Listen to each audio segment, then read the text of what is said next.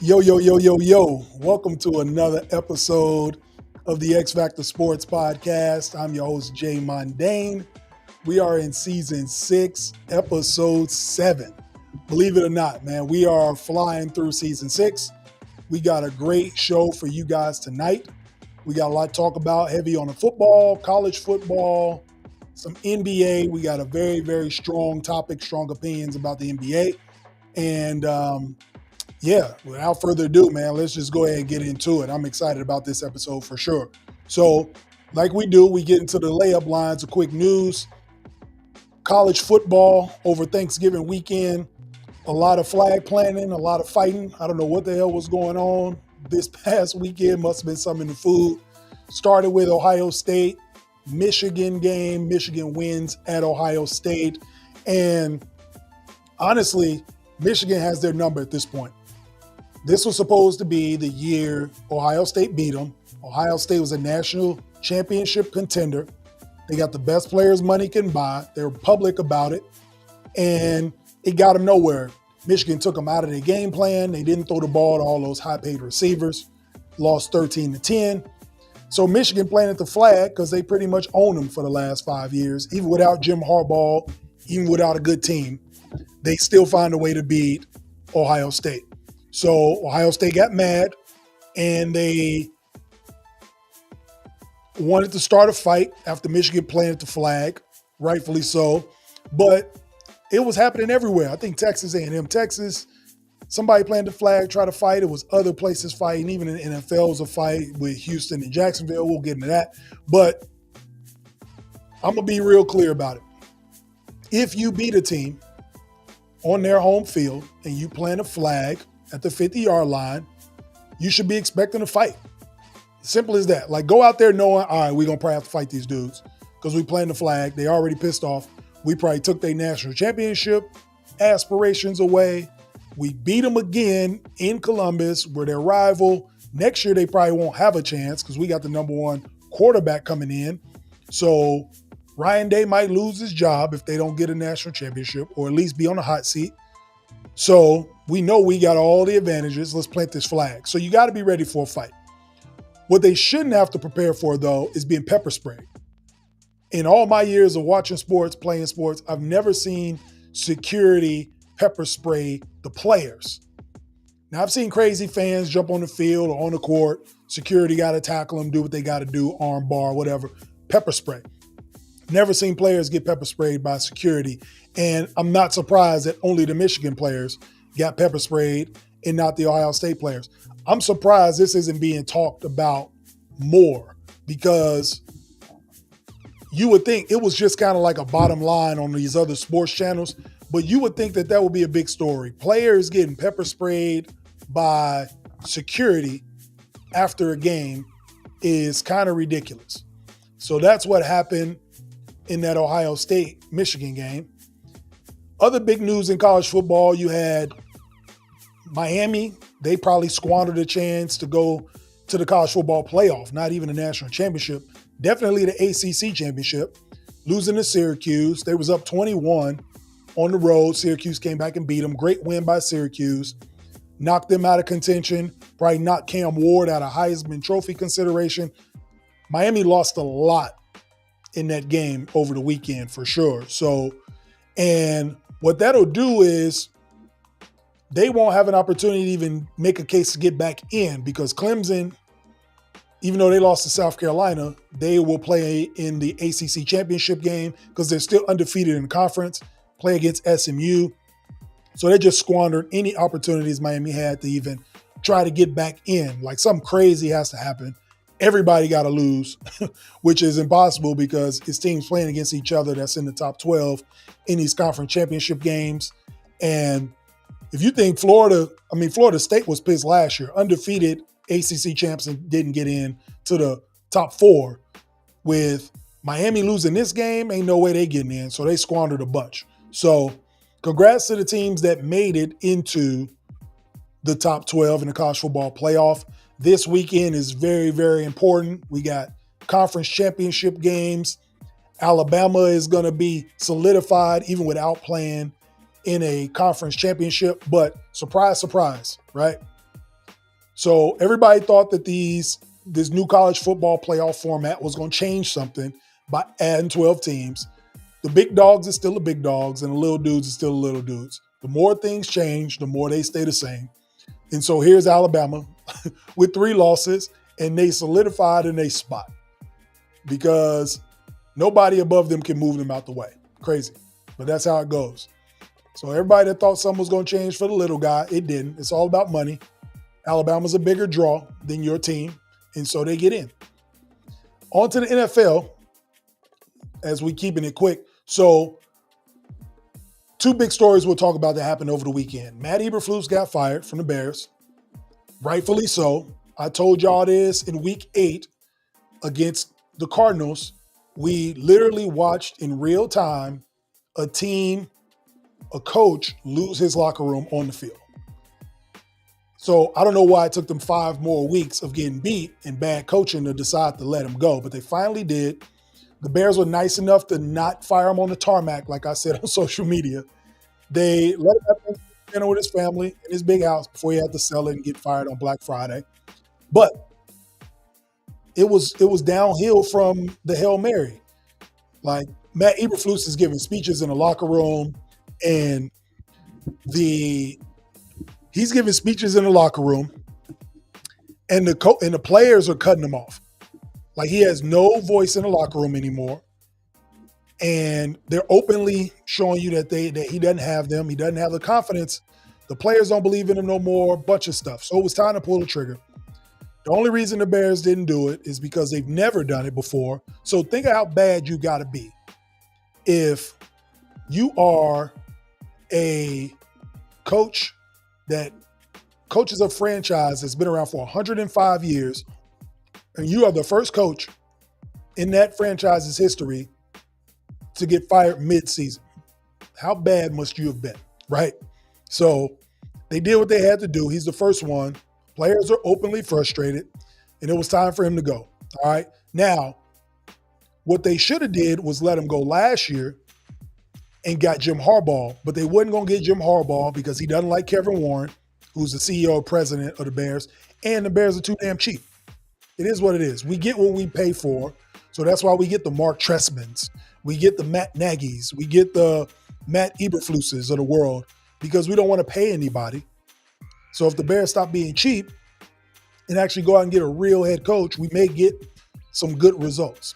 So they didn't want to pay 2 coaches. That's probably why they didn't want to let him go. Also, we were still in, quote unquote, the playoff hunt after that Hail Mary. So they wanted to see kind of where it went. But now at 4-8, and we still got to play the rest of our division one more time, the playoff dreams is over. They felt like this was a good time to pivot, and they going to let the offensive coordinator interim just be the offensive or be the interim head coach the rest of the way. All right. So now the other story that happened over the weekend in that Houston-Jacksonville game, Aziz Al-Shaair is getting suspended for 3 games. All right. Before we get into all the details, he deserves to be suspended. So for everybody talking about he don't deserve to be suspended, it was a bang play, and you have to play the game to watch it and know what's happening, he needed to be suspended. All right. He has too many incidences that were flagrant, and now he finally gets suspended for it. Not only did he knock out Trevor Lawrence, he got into a fight with people on the field. He took his helmet off on the field. So many different infractions. So when you look back and you look at his past history, of course he's going to get suspended. And of course he's going to not get paid.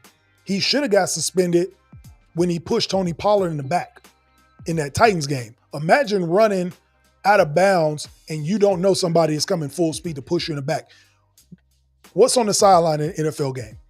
Benches. Everybody knows it's slippery over there with no cleats. He could have been seriously hurt. Nothing happened to him there.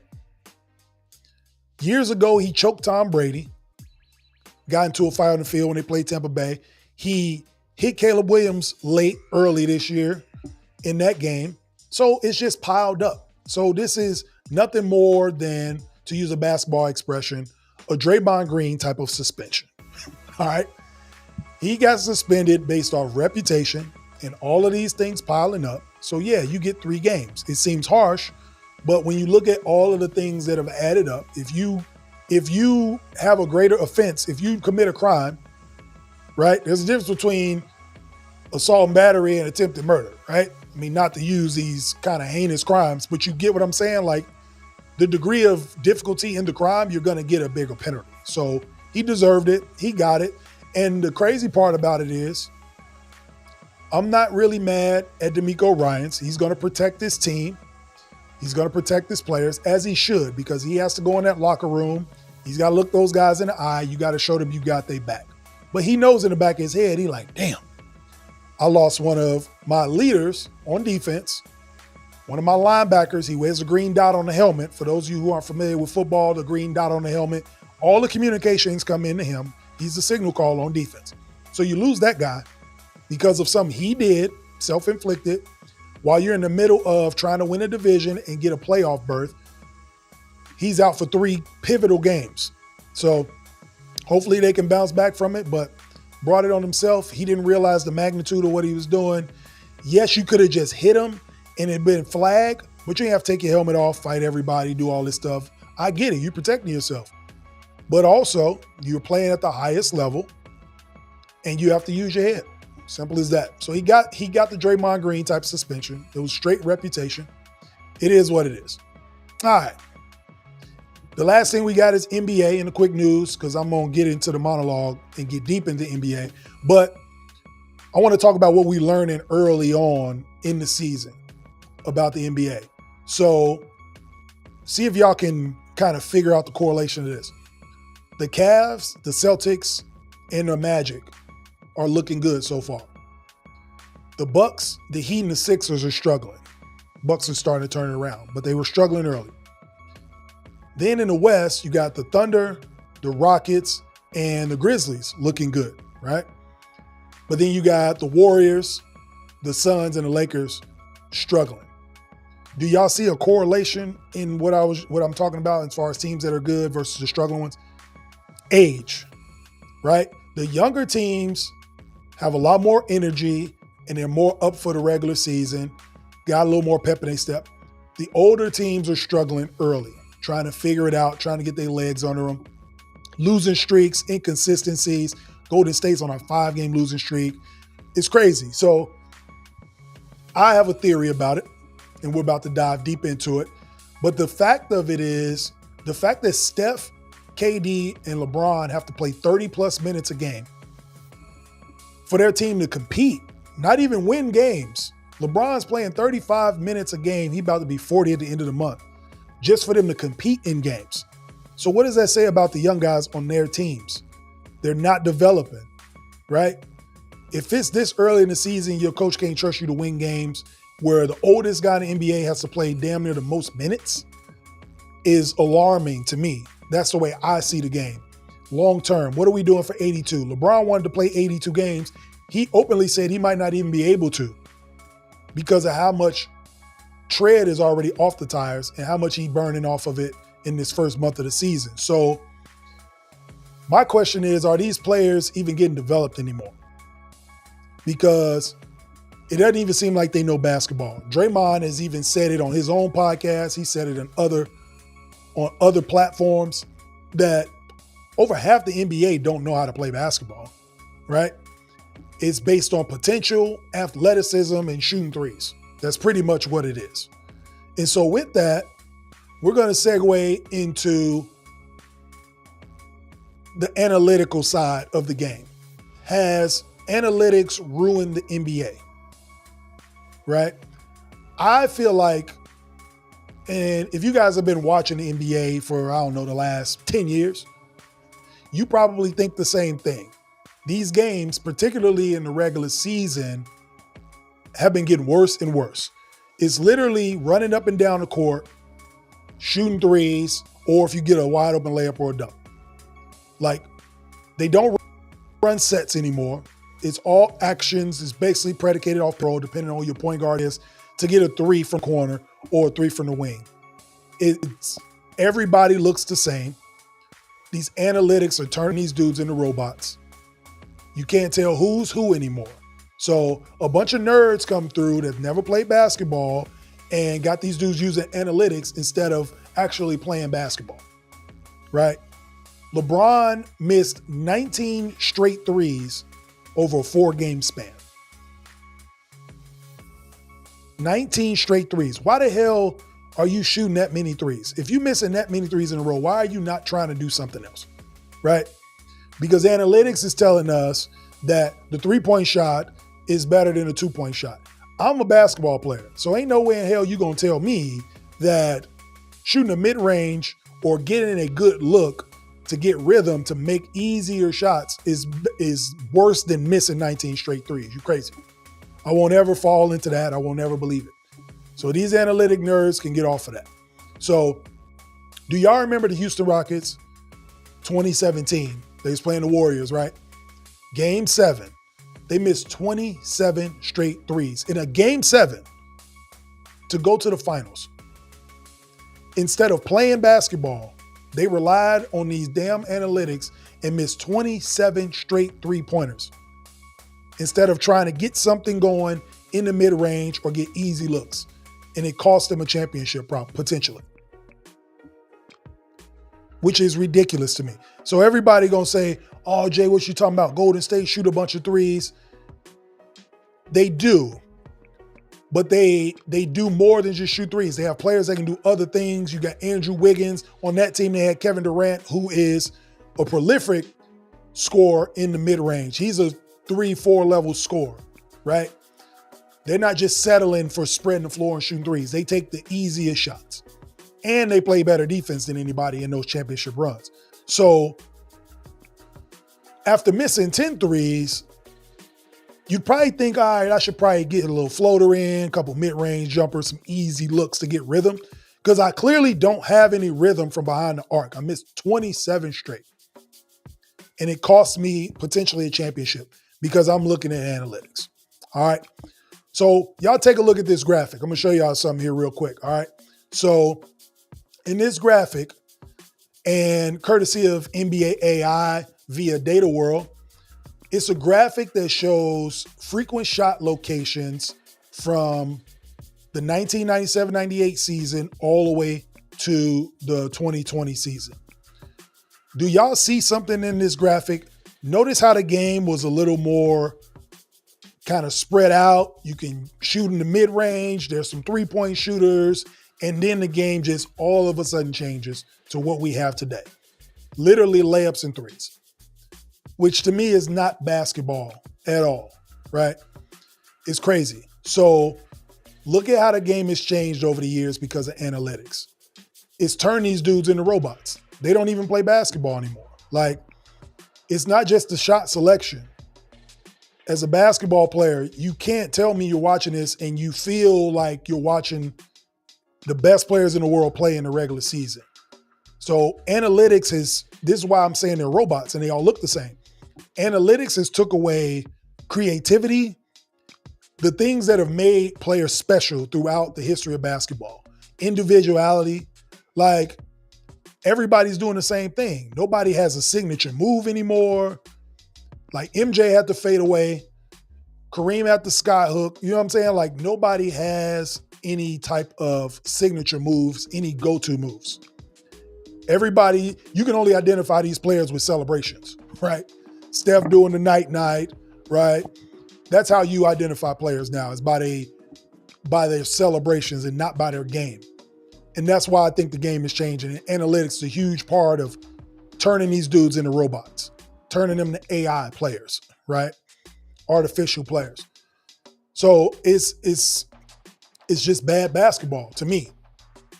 And last night, for example, I'm going to keep the graphic up for a little bit.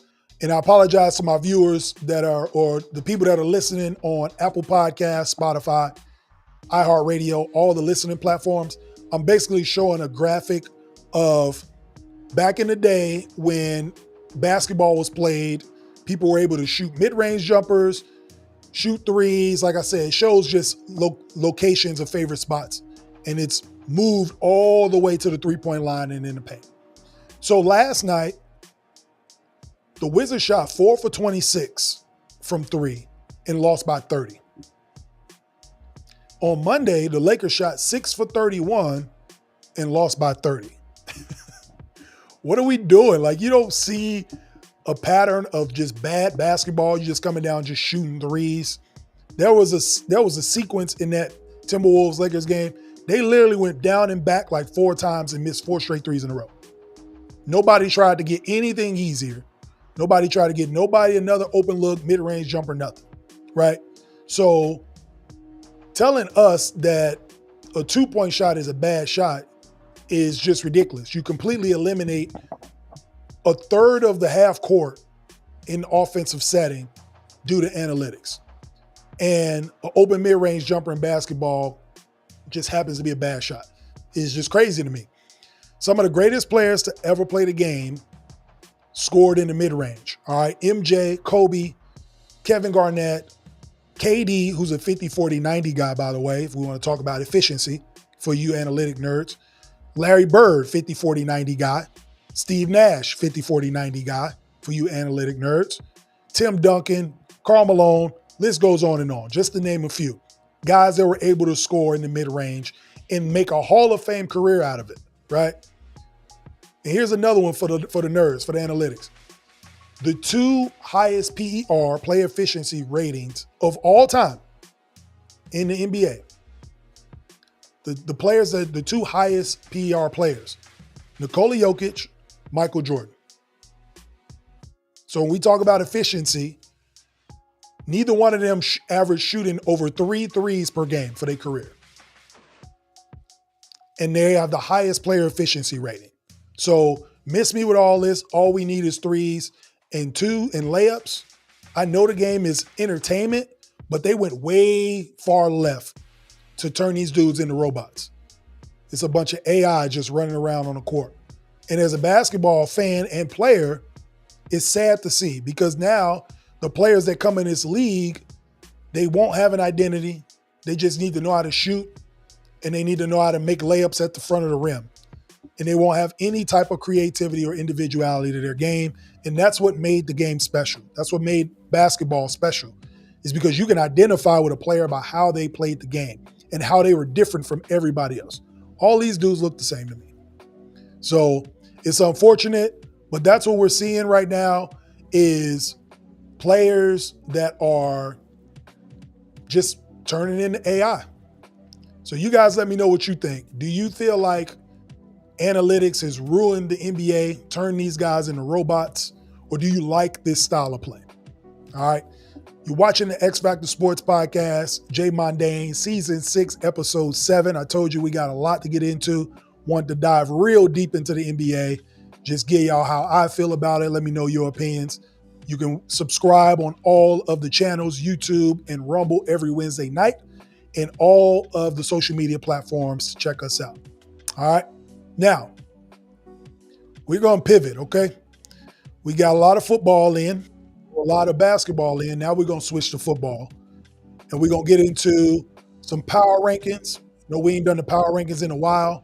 This is my favorite time of year for football after Thanksgiving. This is when you find out who the real teams are, who can play in the cold, what teams are going to make the playoffs, and how they look at this point of the season. So we got our top 10 power rankings right now. So let's go ahead and get it started. I'm going to start at number 10. Surprisingly, the Denver Broncos. All right. With a rookie quarterback, currently the 7th seed in the AFC. And Bo Nix has been playing good, been playing better and better. I told y'all last week, I told y'all at the beginning of the season, he may have something to say about this offensive rookie of the year debate. And he's been playing great football. Possible coach of the year candidate in Sean Payton turned that thing around. And they got the number 1 scoring defense in the league. So it's a recipe for success when you can play defense. Currently on a 3-game winning streak. Got to show them some love. Denver Broncos, young team playing well. At number 9, you see the LA Chargers. Number 1 scoring defense in the league. And I like that rookie wide receiver. I like Ladd McConkey. He looks good. He might break all the Keenan Allen rookie records for the Chargers by the end of the year. So cool to see them doing good. Hopefully the Chargers don't charger. Jim Harbaugh doing his thing over there. Chargers offensive line ain't looked that good lately the last couple games, but they got a much needed win in Atlanta, 3 time zones away That's a huge win. For people that understand football, for an LA team to go play a noon game in the Eastern time zone just based off their body clock and have the mental toughness to win on Thanksgiving weekend is a huge win. I got him at number 9.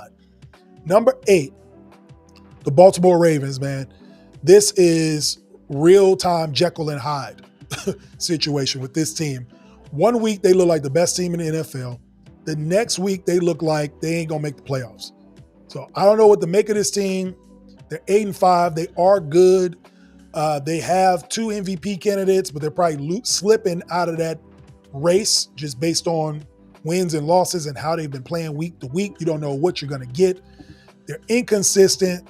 You can't get all 3 teams to play good in one game, offense, defense, special teams.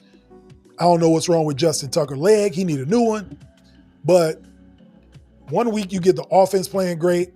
They've been consistently good all year. The numbers say it. But they'll play good. The defense won't. The defense will play good. Offense can't get Derrick Henry going. Offense and defense look decent. Justin Tucker can't kick field goals. Like, it's just, it's always something. Special teams do something crazy. Like, it's always something with the Ravens. You don't know what you're going to get week to week. But I got them at number 8.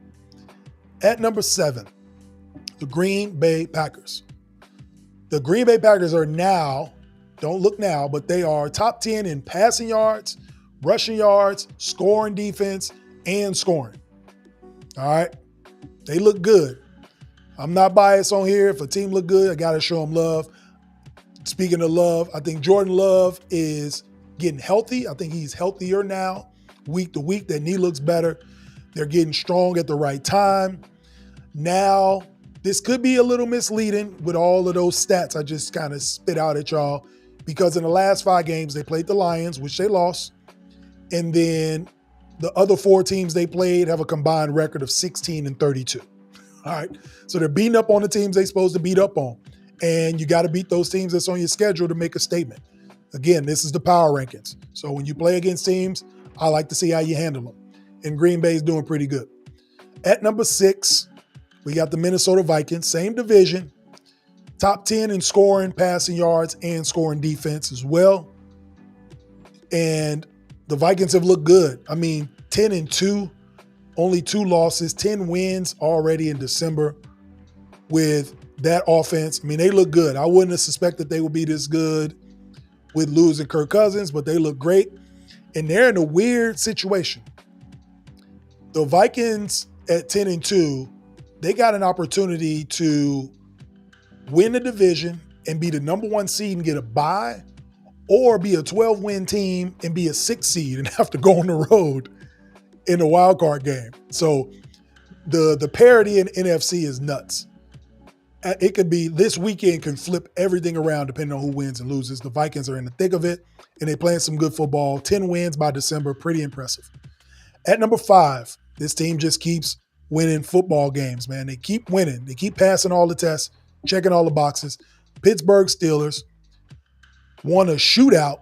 I didn't know Mike Tomlin could win shootouts. It looks like he did, being that it's the Cincinnati Bengals and they let everybody score. But they were able to hang on and win. A full game lead over the Ravens in the division. Steelers are looking like a legit playoff team. Mike Tomlin, like I said, is finally winning shootouts and not just beating teams with 6 Boswell field goals. So shout out to them for that. To have an opportunity to win the North with a quarterback that they're only paying $1.2 million this season is crazy. All right. Hell of a coaching job. Hell of team. The team wins every week. They find a way to figure it out. Rain, sleet, or snow. Got to show love to the Pittsburgh Steelers. 7th highest point differential in the league, which they probably ain't had since a healthy Big Ben back in the day. So shout out to them. At number 4, I know y'all see it. The comments probably came in as soon as I put this on the screen. The Kansas City Chiefs at 4. I know. How the hell you go out of Kansas City Chiefs 11-1 and they number 4 in the power rankings? All right. This is a power ranking, not standings, okay? You can't honestly tell me, and I've said this before in other episodes, that the Chiefs look like the best team in football. Because they don't. They are winning games. So yes, they are a top 5 team. But in these power rankings, they are number 4 because there are 3 teams playing better football than them right now. All right. The teams ahead of them are on winning streaks of 7+ games, right? Playing better, 7 or more. And it's only week 13. So what are we talking about? All right. Or they've only been 13 games played. So the Chiefs been struggling against bad teams, and the defensive offensive line ain't looking great in the last month. Maybe injuries have something to do with that. They get Pacheco back. I heard they get Hollywood Brown back in a few weeks, maybe after Christmas. Maybe that will help. They are winning games in spite of all of this, which is great. But this is a power ranking, and they don't look that powerful to me. All right. They're still feared. They're still respected. They still the 2-time champs. Still got to respect them. They'll continue to get everybody's best game, and they just got to keep passing the test. But in the power ranking, they don't look that great. All right. At number 3, one of the hottest teams in the league, you got to show them love, the Philadelphia Eagles. All right. Nick Sirianni, Jalen Hurts was getting questioned a month ago about what's going on, hot seat this, hot seat that. They ain't done nothing but win games. All right. They haven't lost a game in 2 months. So when we talk about power rankings, a team that ain't lost a game in 2 months is going to be in the top 3. Probably would normally be the number 1 team, but there's 2 other teams that are hot. All right. Vic Fangio got that defense playing at a high level. And this is very reminiscent of 2018 when he was with the Bears, Khalil Mack and the crew. Once he got his defense implemented, the Bears started kicking it into high gear. We won the division that year. Seeing the same thing with the Philadelphia Eagles, except they got Jalen Hurts and Saquon Barkley, and they don't have Mitch Trubisky. So shout out to the Eagles for that. And on a even higher note, this time of year, when it starts getting cold, when you are trying to win a division championship, when you are playing on the road, when you are playing playoff football, the 2 things that travel is defense and running game. The Eagles are 1st in rushing and 4th in points allowed. Tells you all you need to know when it comes to playoff football. At number 2, the Buffalo Bills. All right. Buffalo Bills, one of the hottest teams in the league, right next with Philly. If you would have told me that the Buffalo Bills lose Stephon Diggs and Gabe Davis and they have the number 2 offense in the league by December, I would have laughed at you. But here we are. They have the number 2 offense in the league. Josh Allen and Saquon Barkley are probably neck and neck as MVPs. And the only way I could see Josh Allen not winning MVP this year is if Saquon Barkley breaks the scrimmage record from Eric Dickerson that was set 40 years ago. That's the only way I can see Josh Allen not winning MVP because he's been playing that good. All right. He has a strong case for it. The Bills have needed a running game for years. They're getting it from James Cook, and he looks great. You saw him in the snow as they beat up on the 49ers on Sunday. And if that's any indication what they're going to be doing in December, January, it looks really good. So the Bills are at 2. And at number 1, of course, these guys ain't moved around very much. The Detroit Lions, they've been the best team in football almost wire to wire. 11-1 like the Chiefs, but they dominate the teams they're supposed to dominate, and they play situational football against the teams that are good. Now, they did get a break playing against the Bears, but that's what happens, and lucky for them that they play against a team because bad teams find ways to lose games. But they won nonetheless. So the Lions are number 1. And the last time the Detroit Lions lost a football game, we hadn't had our annual shrimp boil yet.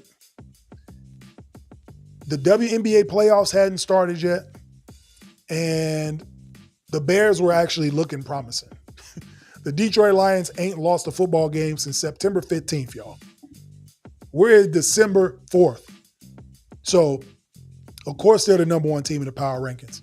These dudes ain't lost a game since leaves was on trees. So, congrats to them.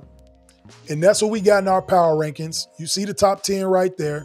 All right, we got the Broncos at 10, Chargers 9, Ravens 8, Packers 7, Vikes at 6, the Steelers and Mike Tomlin at 5, Chiefs at 4, Eagles 3, Bills 2, and the Detroit Lions stay at number 1. All right. Been the best team all year long. All right. Now, before we get out of here, again, this is Jay Mondaine. The X-Factor Sportz Podcast is live here on YouTube and Rumble every Wednesday night. Be sure to like, share, and subscribe and follow. And if you've been paying attention to social media all through the week, you can catch real snippets of the show, takes that I have. You can comment on those. I love seeing those and interacting back and forth. All right. But before we get out of here, we're going to get into that 2-minute warning. Appreciate y'all for tuning in tonight. And we're going to talk about moving with a purpose. Okay. Are you moving with a purpose? What do you mean by that, Jay? The way you are going throughout life, whether it's religious, spiritual, whatever it is, your relationships with people, occupation, in terms of the direction you're going in, do you have a purpose? Do you have goals? Or are you just aimlessly going through life? Okay. Because when you do that, you find yourself in bad situations and not knowing how to get out of those situations. So you always want to move with a purpose. Always have a reason to why you're doing things. Because then that makes life easier. Always, growing up, I was around friends in the neighborhoods I grew up in. And they talk about, man, things ain't going right. This and that, school, home life, all these things. And you just simply ask them the question, like, where are you going? Like, what is your purpose? Do you have a plan for anything moving forward? And typically the people that are going through those situations don't really have a plan. They're just kind of going through life. Now's the time to take a step back and reflect. People like to do it on New Year's, do the resolution. If you watch the X-Factor Sportz Podcast frequently, we believe in New Year's evolution, not resolution, right? Evolving, moving forward with purpose, setting goals, and following that plan. And sometimes if things get in your way, just make sure you take a step back, assess, but always moving with purpose and always having people around you that move in the same direction with purpose. All right. This is Jay Mondaine of the X-Factor Sportz Podcast. I appreciate y'all tuning in tonight. As always, if you like the gear, you can scan the QR code at the bottom. Go to the X-Factor Sportz store, hit me up on social media and get your sizes. We will have those for you. Also, we're getting close to the season finale, January 8th. I will be doing the show live in person in front of a live audience at Bogey's Windy City Pub in Leawood. So be sure to get there early because the seats will fill up. And give me your orders. If you want shirts, I'm going to have sweatshirts, hoodies, winter wear, hats, all of the above. Get your orders in and me earlier, pre-order them so I can have them for you at the table. We're going to have a good time. I'm going to be doing some raffles, some prizes, some poll questions, all different types of things. We're going to interact with the fans. I appreciate everybody for tuning in to the X-Factor Sportz Podcast. This is Jay Mondaine signing out. Peace.